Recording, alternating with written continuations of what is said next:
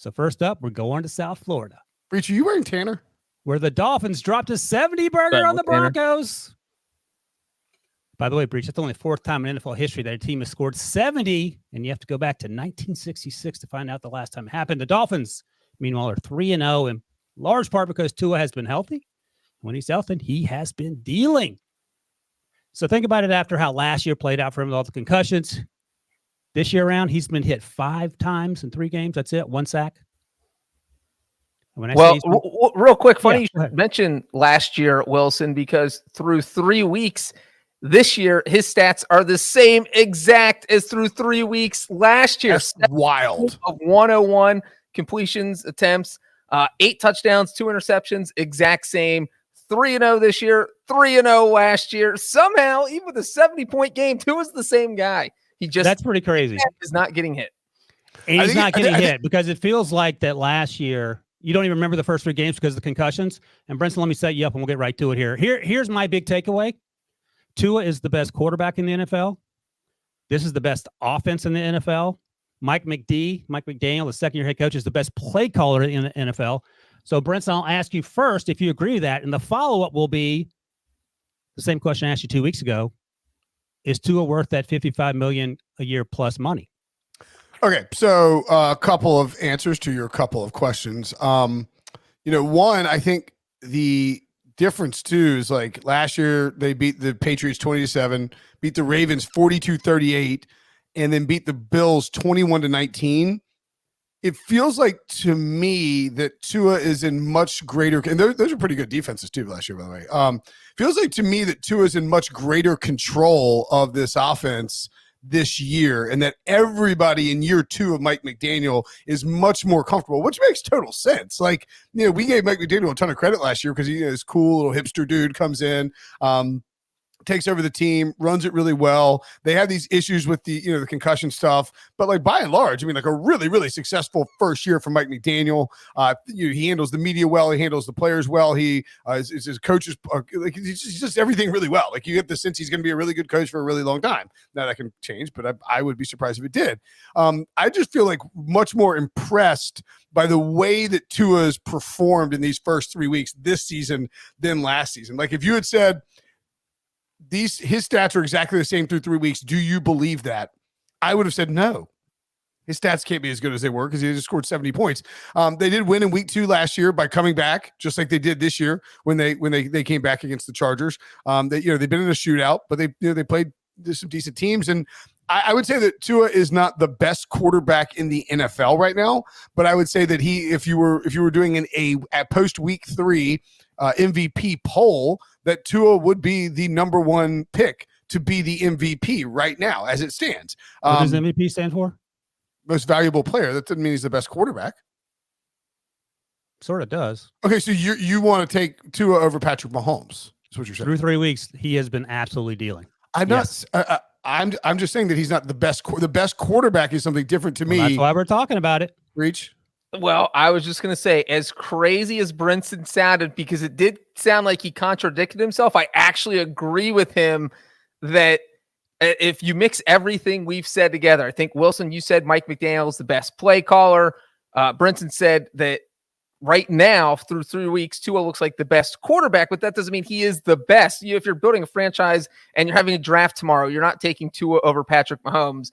I don't think so. But here is where your two things kind of mesh, is that this is from Next Gen Stats. We all saw Tua complete his first 18 pass attempts.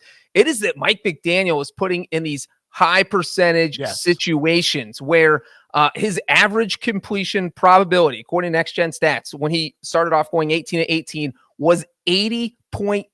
That is wild. That means these guys, the routes they're running, they're getting open, and all Tua has to do is not throw the ball straight into the ground, and it should be a completion. But the fact that you have a completion probability that high on 18 straight throws is just, that is coaching. That is Mike McDaniel just devising this scheme that, again, we talk about McDaniel being part of the Kyle Shanahan tree. That's what Kyle Shanahan does. He schemes everybody open, except I think Tua's better than Brock Purdy. I think the Dolphins probably have Christian McCaffrey dices up a little bit, but I'd rather have the receivers that the Dolphins have.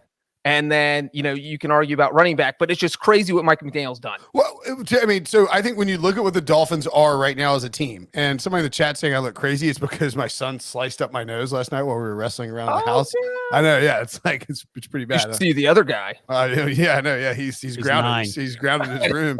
I think, and I wrote about this in sort of the Sunday Pile, which you can read on CBSSports.com. But like the Dolphins, when you look at their skill position guys, one, they invested highly in these people. Tyreek Hill, they sent a ton of picks, including a first rounder for. Jalen Waddle, high first round pick. Tua, 6th overall, right? High first round pick or whatever. He was 7th. He was 5th and Herbert was 6th. Excuse me, that's right. And then you have Devin Achane, who's a 3rd round pick. You have Raheem Mostert, who wasn't a high pick, but was a priority free agent because of what he'd done in San Francisco in the run game under Mike McDaniel. And what those 3 guys all have in common as well? Speed. These guys are fast as hell. Like this group, and Tua too is even like pretty quick for his, for what he is. This group is just fast. And I think that's really important because whereas the Niners are maybe like the Niners are so strong and they have speed too, right? Like Debo and Ayuk and George Kittle and Christian McCaffrey all fast for their position. The Niners feel like tough and like strong and physical. The Dolphins feel like if the Niners are I'm trying to think of the car comp for the Niners, like it's not a Mack truck or anything like that, but they're a H2 Hummer, and the Dolphins or like are a Lamborghini Dodge Viper. Yeah. It's like they have, but so you talk about this. It's sort of like a spinoff of Kyle Shanahan's offense, right? You have, as you point out, Breach, Mike McDaniel, who worked for Kyle Shanahan, who's the whole point of these play designs, the whole point of this offense, the whole way he's building it out is to get these guys in open positions and to get them the ball. Tua doesn't have to be the best quarterback. He just has to be the best he just has to be the perfect point guard. And that's what he is. He's really good at it. He makes quick throws, he's a quick processor, quick decision maker, gets the ball, throws an accurate football, and can push the ball down the field if he needs to. But because you have all this speed, it's like every time you get one of these completions into space, it is an absolute threat to be 6 points. And when it all clicks and you have a defense that checks out because it went out on South Beach or something on Saturday night, you end up scoring 70 points. I'll just push back on that because if you watch Tua's throws, and I went back and watched all his throws for watching some of the young guys as well, no one throws with better anticipation than Tua in the NFL. So you can sort of build it around. And Breach, huge disrespect to you for not calling out Frank Smith, offensive coordinator for the Dolphins, and only mentioning Mike McD, Miami of Ohio grad. But if you just sort of discount that Tua is a function of this offense, and Breach, you mentioned he's better than Brock Purdy. He is miles better than Brock Purdy. And here's the little thought experiment I like to do when we're talking about usually Matt Kennedy and Kyle Shanahan. By the way, let me finish. Let me finish. Well, don't talk about Matt Canada. So what if you put Patrick Mahomes in Miami's offense? Are they better than they are with Tua? Yes. What do you think, Breach? They're scoring as many points and being as efficient as they have been through 3 games? Yes. Okay, that's fine. We can disagree on that. And flip that. If you put Tua on the Chiefs offense, are the Chiefs as good?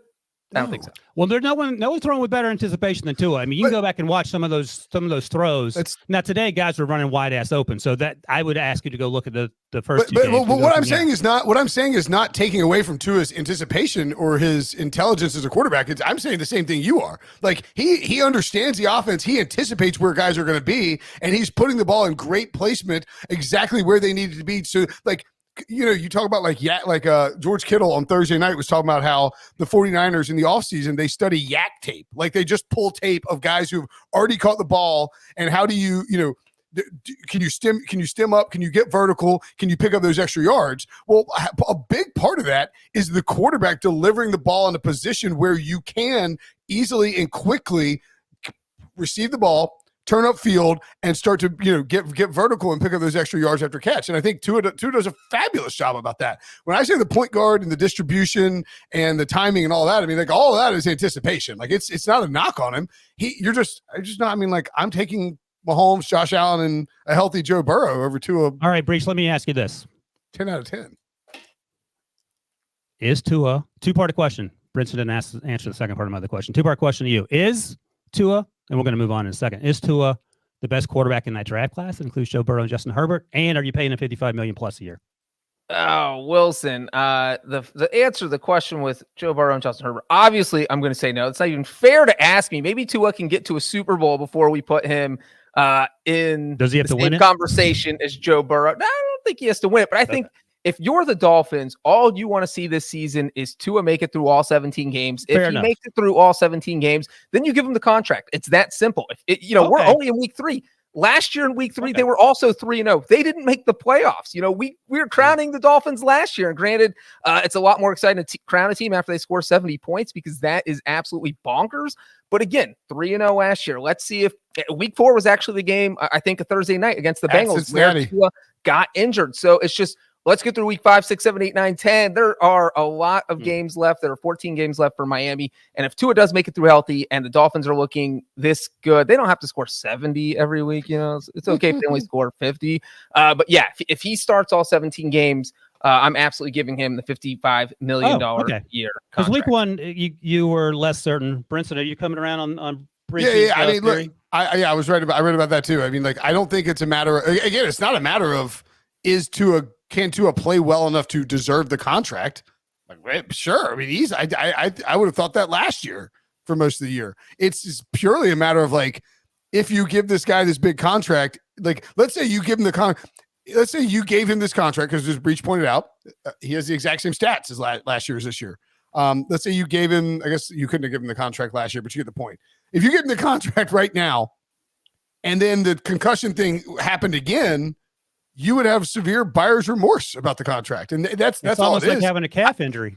Well, I was going to say, look, I'll weigh in right here. I'm a little uneasy with the Joe Burrow contract, and I think he absolutely deserved it. So there is always that little thing in the back of your mind that says, and especially if somebody has an injury history, then it is really there just kind of nagging at you. And if you're the owner who is signing the $275 million contract, it's definitely, you got your lawyers talking to you in one year like, hey, man, we can't insure this, so you got to go ahead and make sure he's not going to get injured.